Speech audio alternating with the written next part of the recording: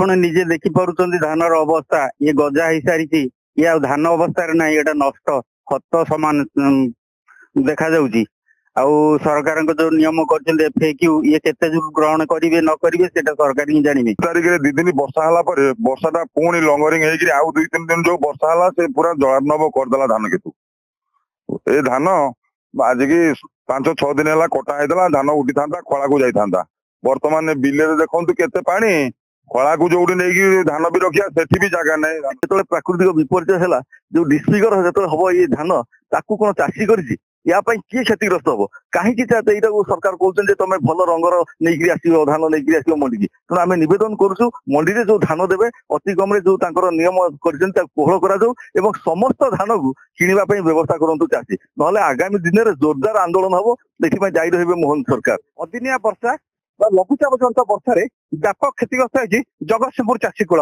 ଆମେ ଅଛୁ ଜଗତସିଂହପୁର ଜିଲ୍ଲା ରଘୁନାଥପୁର ବ୍ଲକ ରାରଙ୍ଗ ପଞ୍ଚାୟତ ଜିରା ଗାଁରେ ଆଜି ନନ୍ଦିଘୋଷ ପହଞ୍ଚି ଗ୍ରାଉଣ୍ଡ ଜିରୋ ଚିତ୍ର ପରଖିଛି ଧାନର ଅବସ୍ଥା କଣ। ତା ମାନ ଦେଖୁଛି ଧାନ କେମିତି, କିଏ କହୁଛି ଗଜା ହେଇଛି, କିଏ କହୁଛି ଗଜା ହେଇନାହିଁ, ଧାନ ପାଣିରେ ପଡିଛି ନା ନାହିଁ, ତା ବାସ୍ତବ ଚିତ୍ର ନନ୍ଦିଘୋଷ ଦେଖେଇବା ଆଜି ଆମେ ଦେଖିବା ଅଛେ ଜିରା ଗାଁରେ ଅଛୁ। ଆପଣ ସିଧାସଳଖ ଚିତ୍ର ଦେଖିପାରୁଥିବେ କେତେ ଚାଷୀ ବର୍ତ୍ତମାନ ଧାନ ଧରି ଠିଆ ହେଇଛନ୍ତି। ଆମେ ତାଙ୍କ ଗୋଟେ ପ୍ରତିକ୍ରିୟା ନବା। ଭାଇ ଏ ଯୋଉ ଧାନ ଧରିଛି ଆପଣ ଠିଆ ହେଇଛନ୍ତି, ଧାନ ଅବସ୍ଥା କଣ ଅଛି? ଏ ତ ଆପଣ ନିଜେ ଦେଖିପାରୁଛନ୍ତି ଧାନର ଅବସ୍ଥା ଇଏ ଗଜା ହେଇସାରିଛି। ଇଏ ଆଉ ଧାନ ଅବସ୍ଥାରେ ନାହିଁ, ଏଟା ନଷ୍ଟ ଖତ ସମାନ ଦେଖାଯାଉଛି। ଆଉ ସରକାରଙ୍କ ଯୋଉ ନିୟମ କରିଛନ୍ତି FAQ ଇଏ କେତେ ଦୂର ଗ୍ରହଣ କରିବେ ନ କରିବେ ସେଟା ସରକାର ହିଁ ଜାଣିବେ। ଆପଣଙ୍କ ମାଧ୍ୟମରେ ଆମେ ଏତିକି ଅନୁରୋଧ କରିବୁ ଯେ ଆମେ ନନ୍ଦିଘୋଷ ଏକ୍ସକ୍ଲୁସିଭ ଦେଖଉଛୁ ଯେ ଧାନ ଗଜା ହେଇନି ବୋଲି ସରକାର କହୁଛି, କିନ୍ତୁ ବର୍ତ୍ତମାନ ଚିତ୍ର ଚାଷୀ ଦେଖଉଛନ୍ତି ଯେ ଧାନ କେମିତି ଗଜା ହେଇଛି। ବର୍ତ୍ତମାନ ଆମେ ଗଜା ଧାନ ଆମେ ଦେଖଉଥିଲୁ ଯେ ଗଜା ଧାନ କେମିତି ଗଜା ହେଇଛି। ଆପଣ ଦେଖୁଥିବେ ବାସ୍ତବ ଚିତ୍ର ନନ୍ଦିଘୋଷ ବି ଦେଖଉଛି ଯେ ଧାନ ଗଜା ହେଇଛି, ଚାଷୀ କାନ୍ଦୁଛି କାରଣ ଧାନ ଗଜା ହେଲେ ଧାନ ନଷ୍ଟ ହେଇଗଲା। ଆମେ ଆଉ କିଛି ଚାଷୀଙ୍କର ପ୍ରତିକ୍ରିୟା ବି ନବା ଯେ ଯେହେତୁ ଚାଷୀଙ୍କ ପାଖରେ ଆମେ ପହଞ୍ଚିଛୁ, ସବୁବେଳେ ନନ୍ଦିଘୋଷ ଗ୍ରାଉଣ୍ଡ ଜିରୋ ଚିତ୍ର ପରୀକ୍ଷିଥାଏ। ଆମେ ଆଉ କିଛି ପ୍ରତିକ୍ରିୟା ନବା। ଭାଇ ଆପଣ ଦୀର୍ଘ ସମୟ ହେଲା ଧାନ ଏଠି କାଟୁଥିଲେ ଏବଂ ଧାନ ନେଇକିରି ବାହାରେ ଶୁକଉଥିଲେ, ଏ ଅବସ୍ଥା ଧାନ ସ୍ଥିତି କେମିତି କଣ ଅଛି? ଆଜ୍ଞା ନମସ୍କାର। ସର୍ବପ୍ରଥମେ ନନ୍ଦିଘୋଷ ଟିଭିକୁ ଆମେ ସ୍ୱାଗତ କରୁଛୁ। ଆମର ଏଇ ଦୁର୍ଦିନରେ ଆମ ପାଖରେ ଆସି ଠିଆ ହେଇଛନ୍ତି। ଗତ ଡିସେମ୍ବର 20 ତାରିଖ ଠାରୁ ବର୍ଷା ଆରମ୍ଭ ହେଇଗଲା। 2 ଦିନ ଯୋଉ ବର୍ଷା ବି ହେଲା ଆମେ ଭାବିଥିଲୁ ଯେ ବର୍ଷା ଏତିକିରେ ଛାଡିଯିବ, ତାପରେ ଧାନ ଆମେ ଆମ ଘରକୁ ଆଣିପାରିବୁ। କିନ୍ତୁ ବର୍ଷା ଦାଉ ସାଜିଲା। 20 ତାରିଖରେ 2 ଦିନ ବର୍ଷା ହେଲା ପରେ ବର୍ଷାଟା ପୁଣି ଲଙ୍ଗରିଂ ହେଇକିରି ଆଉ 2-3 ଦିନ ଯୋଉ ବର୍ଷା ହେଲା ସେ ପୁରା ଜଳାର୍ଣ୍ଣବ କରିଦେଲା ଧାନ କେତୁ। ଏ ଧାନ ଆଜିକି 5-6 ଦିନ ହେଲା କଟା ହେଇଥିଲା, ଧାନ ଉଠିଥାନ୍ତା, ଖଳାକୁ ଯାଇଥାନ୍ତା। ବର୍ତ୍ତମାନ ବିଲରେ ଦେଖନ୍ତୁ କେତେ ପାଣି, ଖଳାକୁ ଯୋଉଠି ନେଇକି ଧାନ ବି ରଖିବା ସେଠି ବି ଜାଗା ନାହିଁ। କେତେ ଏକର ଧାନ ଜମି ଏମିତି ପୁରା ନଷ୍ଟ ହେଇଛି? ଧାନ ଜମି ଏମିତି ତ ବୋଧେ ଜିଲ୍ଲାରେ ଦେଖିବାକୁ ଗଲେ 1000 100 ଏକର ଜମି ଧାନ ଅଛି। ଧାନ ତ ଯାହା ବିଲରେ ଅଛି ଆମେ ଆଣିପାରିବୁନି ତାକୁ ଆଜ୍ଞା। ଏ ଧାନ କଣ ହବନି? ନା ଶୁଣନ୍ତୁ ଧାନ କେମିତି ହେଇପାରିବ? ସରକାର ଯୋଉ ନୀତି ଧାରଣ କରିଛନ୍ତି ଏ ବର୍ଷ ମଣ୍ଡିରେ ଯୋଉ ନୀତି ନିୟମ ରହିଛି, ସମସ୍ତେ FAQ ଧାନ ଦେବେ, ଧାନ ଯାଇକିରି ସଂଗ୍ରହ ହବ, ଭଲ ପଇସା ଦେବେ ଚାଷୀକି।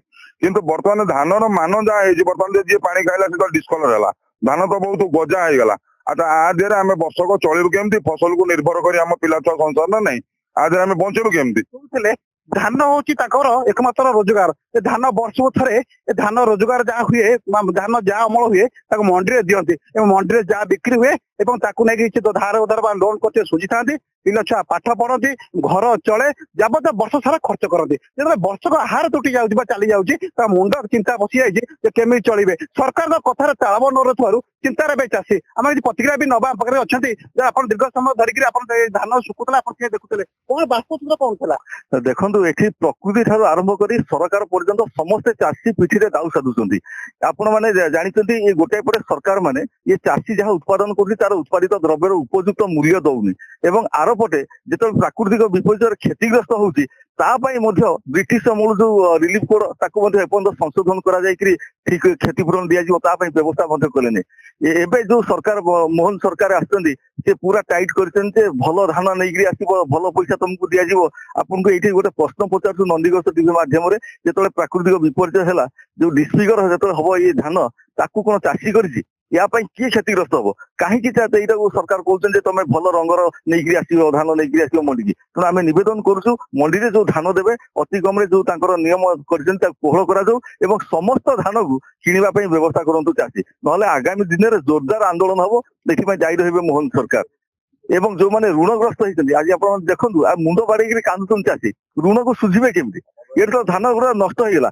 ଏଠି କେବଳ ଧାନ ଫସଲ ବି ନଷ୍ଟ ନୁହଁ, ଏ ବର୍ଷ ଯୋଉ ଧାନ ଫସଲ ନଷ୍ଟ ହେଲା ଏଇ ଯୋଉ ପାଣି ପଶିଲା ଇଏ ପାଣି ଶୁଖିବା ପାଇଁ ଲାଗିବ ମାସେ ଏବଂ ମାସକ ପରେ କେତେବେଳେ ପାଗ ହବ କେତେବେଳେ ମୁଗ ବୁଣିବ ଏବଂ ଯୋଉ ମୁଗ ବୁଣା ହବ ସେ ମୁଗ ବି ହବନି। ମାନେ ଗୋଟିଏ ବର୍ଷା ଧାନ ଫସଲ ନଷ୍ଟ କଲା ଏବଂ ମୁଗ ଫସଲକୁ ନଷ୍ଟ କଲା।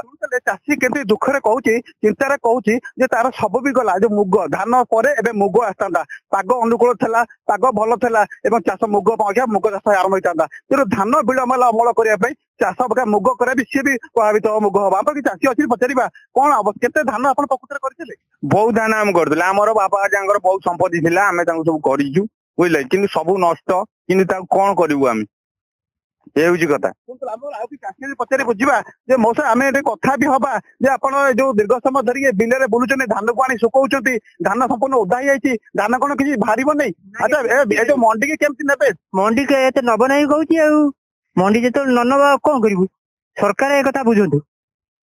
କେମିତି ଚଳିବେ ଆପଣ ନିର୍ଭର ପୁରା ଆପଣଙ୍କର? ହଁ, ଆମ ଚାଷ, ଆମ ପିଲା କମ ପାଠ ପଢୁଛନ୍ତି, ସିଏ ଚାଷ କରୁଛନ୍ତି, ଆମେ ତ ଚାଷ ସେମିତି କରୁଛୁ ଆଉ କଣ।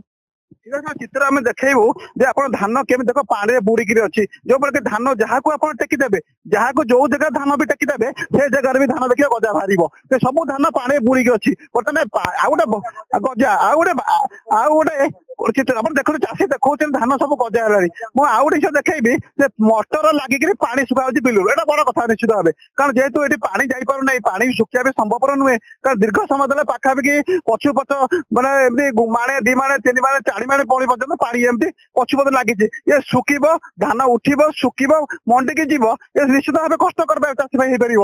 ଆମେ ଆଉ ଗୋଟେ ବଡ କଥା କହିବା, ସିଧାସଳଖ ଆପଣ ଚିତ୍ର ଦେଖିପାରୁଥିବେ ଚାଷୀ କେମିତି ଧରି ଧାନ ଠିଆ ହେଇଛନ୍ତି। ଯେତେବେଳେ ଧାନ ଅମଳ ସମୟ ଆସିଗଲା, ଚାଷ କ୍ଷେତ୍ରକୁ ଚାଷୀ ଅନେଇ ପେଟ ପୁରି ଯାଉଥିଲା। ଏ ବର୍ଷ ଧାନ ଯୋଉଭଳି ଭାବରେ ହେଇଥିଲା ଆଲୋଚନା ବି କରୁଥିଲେ, ଧାନ ଚାଲିଗଲା, ସମସ୍ତଙ୍କ ମୁଣ୍ଡ ଘେରି ଚିନ୍ତା ପଶି ଯାଇଛି କେମିତି କଣ କରିବେ। ଏବଂ ସରକାର ପାଖରେ ଦାବି କରୁଛନ୍ତି ସେମାନେ ତାଙ୍କ କ୍ଷତିପୂରଣ ତୁରନ୍ତ ଦିଆଯାଉ, ଋଣ ଯୋଉ କରିଛନ୍ତି ବା ହାତ ଉଦ୍ଧାର କରିଛନ୍ତି ତାଙ୍କୁ ଛାଡ ବି କରାଯାଉ। ଜଗତସିଂହପୁର ଜିଲ୍ଲାର ଦୀପ୍ତି ମହାନ୍ତି, ନନ୍ଦିଘୋଷ ଟିଭି।